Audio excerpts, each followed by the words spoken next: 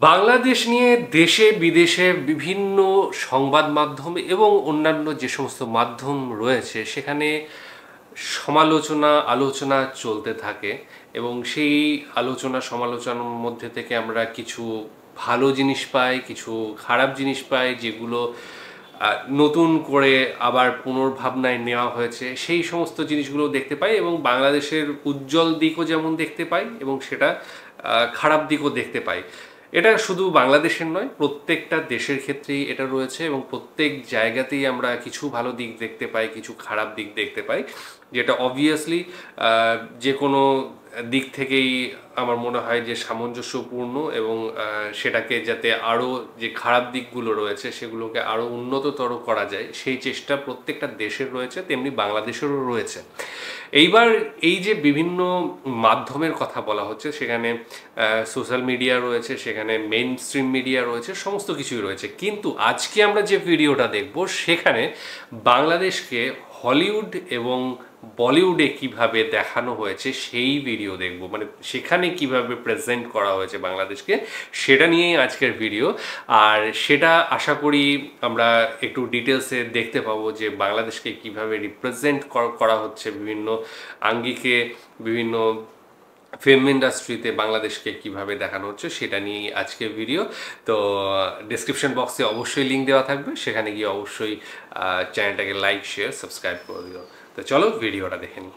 বিভিন্ন সময় গল্পের খাতিরে বিভিন্ন সিনেমা বা সিরিজে বাংলাদেশের নাম উঠে আসে। কখনো দেখা যায় এক ইউএস মার্সেনারি বাংলাদেশে এসে একজন ছেলেকে উদ্ধার করে নিয়ে যাচ্ছে, বা মার্ভেল সুপারহিরো বাংলাদেশের চট্টগ্রাম পোর্ট এরিয়াতে যুদ্ধ করছে একেবারে সাথে। বাংলাদেশ যেহেতু এটা জানতাম না, এর আগেরটা দেখেছি আমি, কিন্তু বেশিরভাগ সময় বাংলাদেশের রিপ্রেজেন্টেশনটা ঠিকঠাক হয় না, ঠিক যেমনটা হয় না মেক্সিকোর। এটা তো একটা অনগোয়িং ট্রোলই আছে সোশ্যাল মিডিয়াতে যে হলিউডের কোনো একটা সিনেমা সিরিজে মেক্সিকোকে দেখানো মানেই সেখানে হোলদে একটা ফিল্টার মেরে দেওয়া হবে। এই হোলদে মেক্সিকোর ফিল্টার আইডিয়া কার কাছ থেকে হলিউড পেয়েছে তারাই জানে। আজকের ভিডিওতে কথা বলবো বাংলাদেশের ইন্টারন্যাশনাল সিনেমা বা সিরিজের রিপ্রেজেন্টেশন নিয়ে। দেখা যাক কতটুকু সঠিক বা ভুল রিপ্রেজেন্ট করতে পেরেছে তারা। শুরু করবার আগে একটা ব্যাপার জানিয়ে রাখি, আমাদের চ্যানেলের নিয়মিত দর্শকদের মাঝে মাত্র 6% চ্যানেলটা সাবস্ক্রাইব করেছেন, বাকি 94% সিনেমাটার নাম দেখছেন কিন্তু হয়তো ভুল করে সাবস্ক্রাইব করেন। তাদের অবশ্যই সাবস্ক্রাইব করে নেবেন। চলুন তাহলে শুরু করা যাক। প্রথমে কথা বলা নিয়ে যাক বিখ্যাত sitcom series how I met your মাদারের কথা। যারা সিটকম দেখে থাকেন তারা কম বেশি সবাই হাউ আই মেট ইওর মাদারের কথা জানেন। বিখ্যাত টিভি সিরিজ ফ্রেন্ডস থেকে অনুপ্রাণিত হয়ে ক্রেগ থমাস এবং Carter Bays how I met your mother তৈরি করেছেন। ফ্রেন্ডস এবং এই সিরিজে মিল রয়েছে বেশ কিছু। ফ্রেন্ডসে যেমন সবাই কফি শপে বসে আড্ডা দেয়, তেমনি হাউ আই মেট ইওর মাদারে একটা বারে বসে আড্ডা দেয় ফ্রেন্ড সার্কেলটা। কফি শপ এবং বার দুইটাই দুই সিরিজের নিয়মিত একটা প্লেস ছিল। শুধু তাই না, টেড এবং রসের ক্যারেক্টারে ভালো রকম সিমিলারিটি রয়েছে, যেমনটা রয়েছে জয়ীর প্লে বয় টাইপের সাথে বার্নির। যাই হোক, হাউ আই মেট ইওর মাদারের একটা জায়গায় রঞ্জিত নামের একজন ট্যাক্সি ড্রাইভারের একটা চরিত্র আসে, তাকে বেশ অনেকগুলো এপিসোডে দেখা গিয়েছে। দুঃখের বিষয় হলো এই সিরিজে বাংলাদেশকে এত ভুলভাল এবং এত জঘন্যভাবে রিপ্রেজেন্ট করা হয়েছে তা কল্পনার বাইরে। তারা বাংলাদেশ নিয়ে একটাবার গুগল সার্চও বোধহয় করে দেখেনি যে বাংলাদেশের মানুষ কেমন, তাদের ভাষা কি বা তাদের কালচার কেমন। এই সিরিজে রঞ্জিত যখন তার নেটিভ ভাষায় কথা বলে তখন স্বাভাবিকভাবে সেটা বাংলা হওয়া উচিত ছিল, যেহেতু সে বাংলাদেশ থেকে এসেছে, কিন্তু সে আরবি টাইপের কিছু একটা ভাষা বলে। নিউ ইয়র্ক বা ক্যালিফোর্নিয়াতে বাংলাদেশিদের কোনো অভাবই নেই, তাদের একজনকে প্রি প্রোডাকশন টিমে রাখলেও এই ব্লান্ডারটা হতো না। শুধু ভাষায় না, এই রঞ্জিতের যখন স্ত্রীর কথা আসে একটা পর্যায়ে, তখন রঞ্জিত তার স্ত্রীকে দেখায়। স্ত্রীকে দেখে টেড এবং মার্শাল সিরিজের দুই প্রধান চরিত্রের রিয়াকশন দেখে বোঝা যায় কতটুকু তুচ্ছভাবে জেনারেলাইজ করা হয়েছে এই সিরিজে বাংলাদেশি মেয়েদের। ব্যাপারটা খুবই দুঃখজনক। Actually, I'm from Bangladesh. Ooh, the women hot there? Here's a picture of my wife. A simple no would have sufficed. Mila Kunis এবং জাস্টিন টিম্বারলেক অভিনীত বিখ্যাত রোমান্টিক কমেডি জনরার একটি সিনেমা যার নাম ফ্রেন্ডস উইথ বেনিফিটস, সেখানেও বাংলাদেশ নিয়ে একটি দৃশ্য আছে। দুঃখের ব্যাপার, এখানেও খুব ভালো কিছু কথা হয়নি বাংলাদেশকে নিয়ে। বিখ্যাত সিরিজ ট্রু ডিটেকটিভে অভিনয় করা উডি হ্যারেলসন এই সিনেমাতে ছোট্ট একটা রোল প্লে করেছেন। সেখানে জাস্টিন টিম্বারলেকের সাথে একটি কনভারসেশনে বাংলাদেশের কথা উঠে এসেছে। সিনেমার এক পর্যায়ে উডি টিম্বারলেককে একসাথে লাঞ্চ করবার প্রস্তাব দেয়। টিম্বারলেক চরিত্রটি জানায় সে অফিসের কিছু কাজ করছে, এখন খেতে যেতে পারবে না। তখন উডির চরিত্রটি যোগ করে বলে, তোমার এই ওয়ার্ক এথিক্সের জন্যই আমেরিকা পৃথিবীর 1 নম্বর পজিশনে আছে। পরেই সে সার্কাজম করে বলে, আমেরিকা আসলে জার্মানি, জাপান, বেলজিয়াম, ফ্রান্স, চায়নার অনেক পেছনে, কিন্তু খোদাকে ধন্যবাদ বাংলাদেশ নামক একটি দেশ আছে। এইটা দিয়ে এখানে বোঝানো হয়েছে যে বাংলাদেশের মতো একটা ফালতু এবং অনুন্নত দেশ আছে এবং সেটার অবস্থা এতই খারাপ যে পৃথিবীর মানুষ আমেরিকার ক্ষুদ্র ক্ষুদ্র ব্যর্থতাগুলো দেখবার সুযোগই পায় না। Work ethic, I love it. That is why this country is still number one. well, behind Germany and France and Belgium and Japan and China, and thank God for Bangladesh.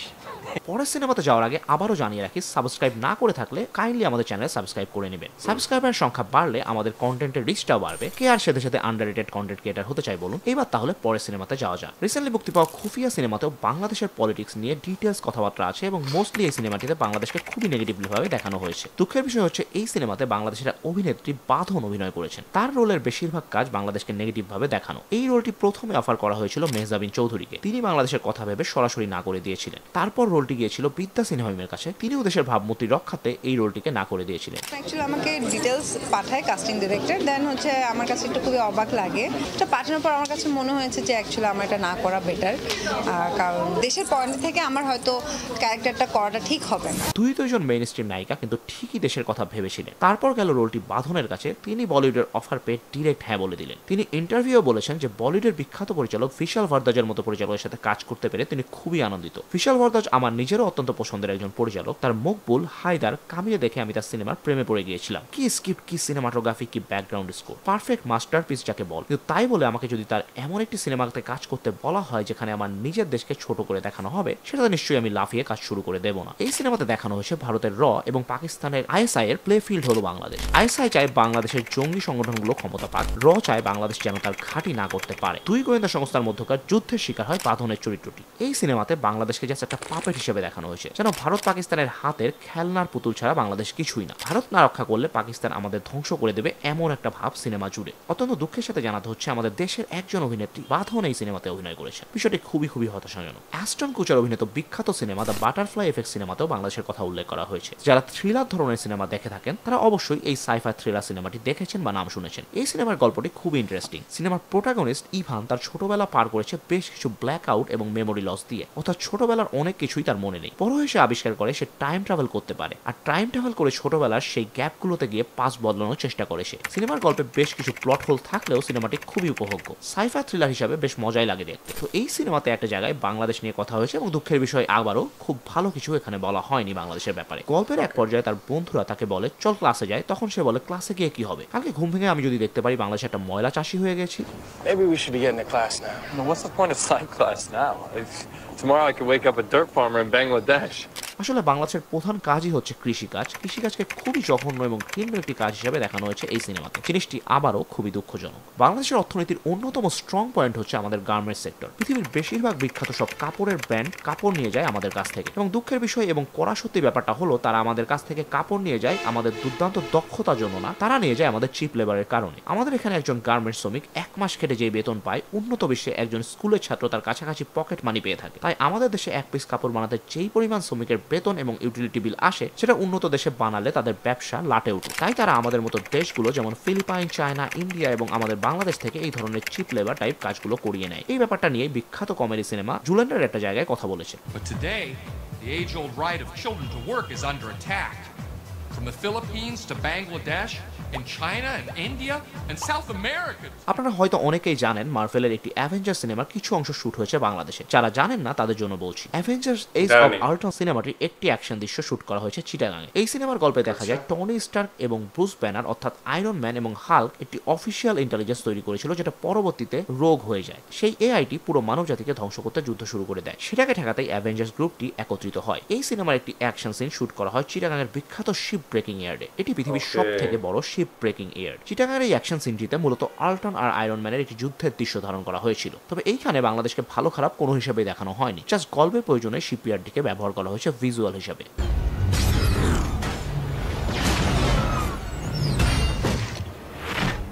The vibranium's getting away. And you're not going anywhere. Of course not.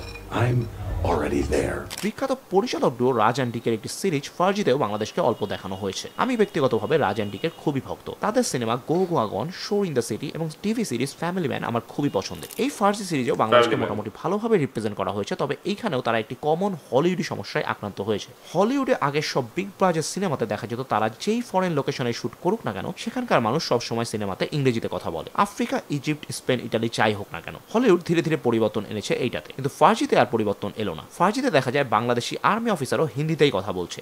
They found out. We'll go this way and cut them off. No, this way. Sorry, मैं risk नहीं ले सकता. I cannot allow. He's too close. चल के पकड़ते हैं ना? ये जीरो जोन से बाहर है, मैं रिस्क नहीं ले सकता। আমি এমন বাংলাদেশি মানুষ খুবই কম চিনি যারা হিন্দিতে একদম ফ্লুয়েন্ট, তো এইখানে দেখা গেছে সব আর্মি অফিসার হিন্দিতে একদম ফ্লুয়েন্ট। এটা ছাড়া মোটামুটি বাকি সবই ঠিকঠাক দেখানো হয়েছে এখানে। क्योंकि हमारे माँ बोला था जे मैं नहीं चाहती जे राजाकार के बेटा सरकारी चाकरी জবস।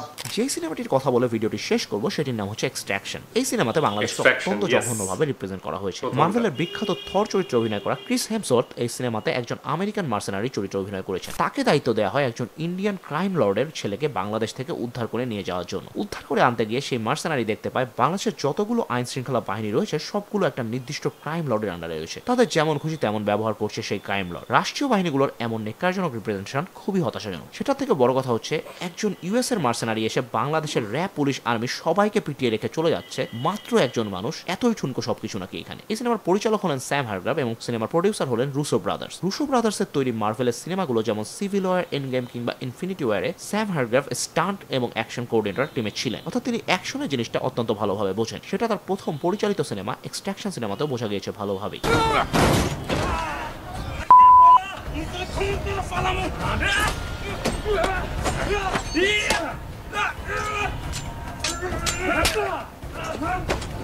এক্সট্রাকশনের অ্যাকশন দৃশ্যগুলো খুবই দুর্দান্ত, কিন্তু দুঃখের বিষয় তারা আমাদের রাষ্ট্রীয় বাহিনীগুলোকে হতাশাজনকভাবে দেখিয়েছে। এই ছিল আজকের ভিডিও। একটা ভিডিওতে সবগুলো বাংলাদেশের রিপ্রেজেন্টেশন দেখানো সম্ভব নয়, তাই কমেন্টে জানাবেন আপনার প্রিয় কোন বিখ্যাত সিনেমা আমি এই ভিডিওতে মিস করে গিয়েছি। ভাবছি এই ভিডিওর দ্বিতীয় পার্টে ইন্ডিয়াকে ইন্টারন্যাশনাল সিনেমা কিভাবে মিস রিপ্রেজেন্ট করেছে সেটা নিয়ে একটা ভিডিও বানাবো। আজকের ভিডিও এই পর্যন্তই। যদি ভিডিওটি আপনাদের ভালো লেগে থাকে তাহলে প্লিজ এতে লাইক দিন এবং সাবস্ক্রাইব করুন আমাদের চ্যানেলে। সবাই ভালো থাকুন, সুস্থ থাকুন। ভিডিওটা দেখার পরে প্রথমেই যেটা বলতে চাই সেটা হচ্ছে যে এই সমস্ত ভুলগুলো সেগুলো আমার মনে হয় যে একটু যদি সাবধানতা অবলম্বন করা যায় এবং জানা যায় ব্যাপারটাকে, তাহলেই কিন্তু এড়ানো সম্ভব। এবং এই ব্যাপারটা পুরোপুরি হালকাভাবে নেওয়া প্রত্যেকটা সিনেমার ক্ষেত্রেই আমরা দেখতে পেয়েছি, যেগুলো এখানে দেখানো হলো সেখানে কোনো রিসার্চ করা হয়নি বাংলাদেশ মানে দেশের সম্বন্ধে।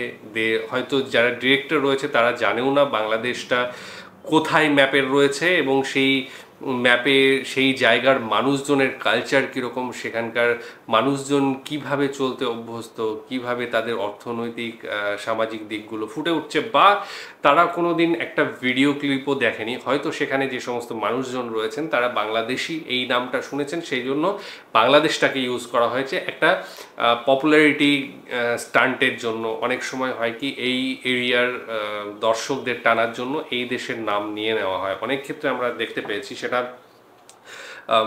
ভারতের ক্ষেত্রেও হয়েছে। বিভিন্ন আগেকার, বিশেষ করে কিছুটা পুরনো, আমরা যদি 10-15 বছর আগে হলিউড মুভিগুলো দেখি এবং সেখানে যদি ইন্ডিয়ার একটা নাম হয়তো অ্যাড করে দেওয়া হয়েছে এবং সেখানে দেখা যায় যে মানুষকে আরও আকর্ষণ, বিশেষ করে ভারতের মানুষজনকে আকর্ষণ করার জন্য একটা নাম নিয়ে নেওয়া হয়েছে, বা একটা জায়গা দেখানো হয়েছে যেখানে ভারতীয়রা, হয়তো হোটেল দেখানো হয়েছে, পাব দেখানো হয়েছে যেখানে ভারতীয়রা যাওয়া আসা করে, একটা হয়তো হিন্দি গান ইউজ করা হয়েছে। এইরকম স্টান্ট থাকে প্রত্যেকটা সিনেমাতে। কিন্তু আমার মনে হয় যে আরেকটু রিসার্চ করে, রিসার্চের থেকেও আমার মনে হয় যে একজন প্রকৃত ভারতীয় বা প্রকৃত বাংলাদেশি যদি থেকে থাকে, আমার মনে হয় তাদের আশেপাশে প্রচুর থাকে। কারণ তারা যে সমস্ত দেশের মানুষ, সেই সমস্ত দেশে ভারতীয়, বাংলাদেশি প্রচুর পরিমাণে থাকে। তারা যদি একটু পাশে থাকে তাহলে হয়তো এই ভুলগুলো হতো না। এবং ফর্জি এবং খুফিয়ায় যেভাবে রিপ্রেজেন্ট করা হয়েছে বাংলাদেশে, বলিউডের সিনেমাগুলোতে আমরা সাধারণত দেখতে পাই যে সমস্ত ঝামেলার সিনেমাগুলো থাকে সেখানে বাংলাদেশ পাকিস্তানের একটা দ্বন্দ্ব থাকে, সেইখানে একটা জায়গা হিসেবে, প্লট হিসেবে বাংলাদেশকে দেখানো হয়েছে। এবং এই যে হিন্দি ভাষা, যেহেতু দর্শক হিন্দির এবং বলিউডের সিনেমা, সেহেতু মানে যারা বাংলা ভাষাভাষী তাদের জন্য হিন্দি ভাষাটা ইউজ করা হয়েছে, ক্যারেক্টারগুলোর জন্য হিন্দি ভাষাটা ইউজ করা হয়েছে। অনেক সময় হয় কি যে ভাষাটা